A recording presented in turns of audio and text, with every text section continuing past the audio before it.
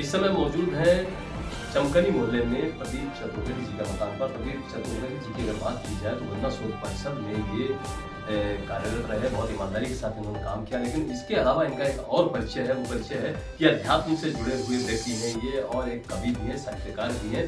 अगर हम बात करें इनकी अध्यात्म और कवि हृदय की, तो बहुत कुछ इन्होंने लिखा है। और इसके साथ में आप चिकित्सा के क्षेत्र में भी आपको कुछ ईश्वरीय शक्ति ऐसी मिली हुई है, ईश्वरीय कृपा ऐसी मिली हुई है कि आप बहुत सारे रोगों का निःशुल्क अपने पास से इलाज भी करते आए हैं।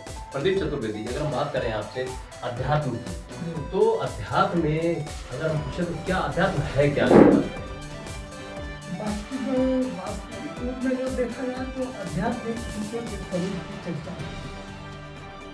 ईश्वर की विषय में अगर आप गहनता से जाए तो ईश्वरत्व को ही अध्यात्म है। और ईश्वर एक व्यापक चर्चा है।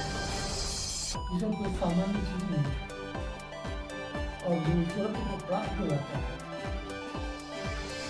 उसमें ईश्वरीय गुण उत्पन्न हो जाते हैं और वो अपने आप में संपूर्ण है। तो उसमें किसी चीज की चाह नहीं रहना, विरक्ति भाव उत्पन्न हो जाता है। एक जैसे शब्द आता है विरक्तता, वीतराग।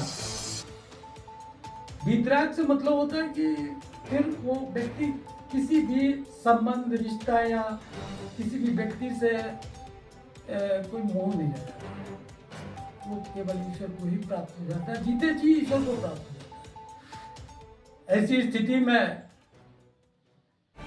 जिस पर प्रभु का कृपा करता है उसी को ये गति प्रभु देता है। एक बार भगवान कृष्ण को जब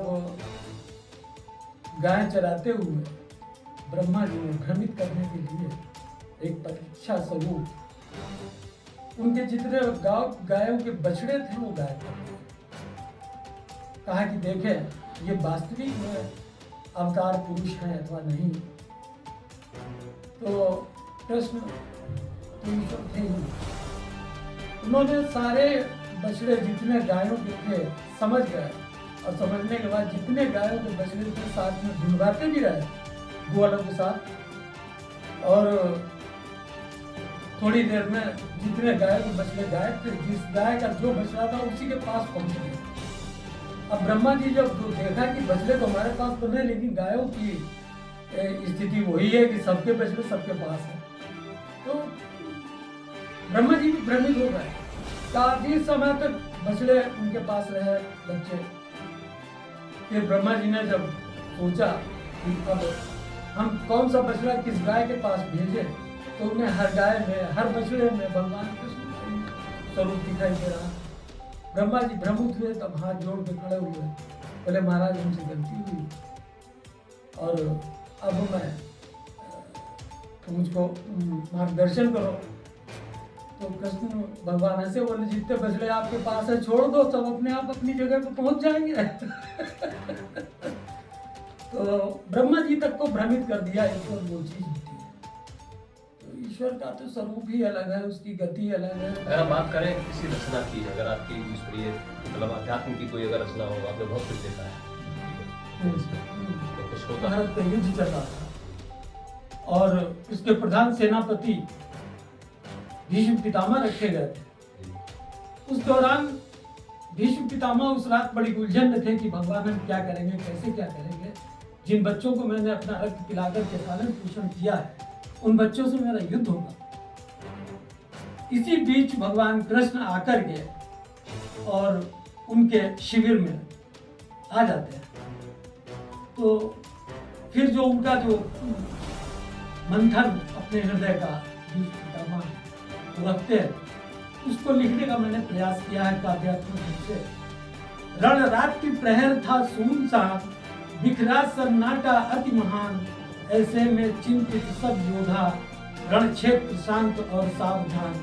ऐसे में निकले वासुदेव, भीम द्रोण और कर्ण भेद, मन कूटनीति से छिपा हुआ, आश्रय था धर्म पुराण वेद। पहले पहुंचे वो भीष्म शिविर, वो विचलित व्याकुल और तिमिर, आक्रोश और था असंतोष, अश्रु से भीगा वो इंद्रिय। बिल्कुल, आपने सुना कि प्रदीप चतुर्वेदी ने किस तरह से सुनाया कि हाँ किस तरह से बताया कि ईश्वरीय कृपा के बगैर किसी कार्य को कर पाना बहुत ही असंभव है। चाहे वो दवा का काम हो, चाहे दुआ का काम हो, और चाहे अध्यात्म से जुड़ी हुई रचनाएं लिखने का काम हो, चाहे साहित्य लिखने का काम हो, जब तक ईश्वरीय कृपा नहीं होगी तब तक उस कार्य को निर्विघ्न रूप से संपादित नहीं किया जा सकता है। कैमरा पर्सन साहिल खान के साथ कौशल मिश्र, टाइम्स न्यूज़, शाहजहांपुर।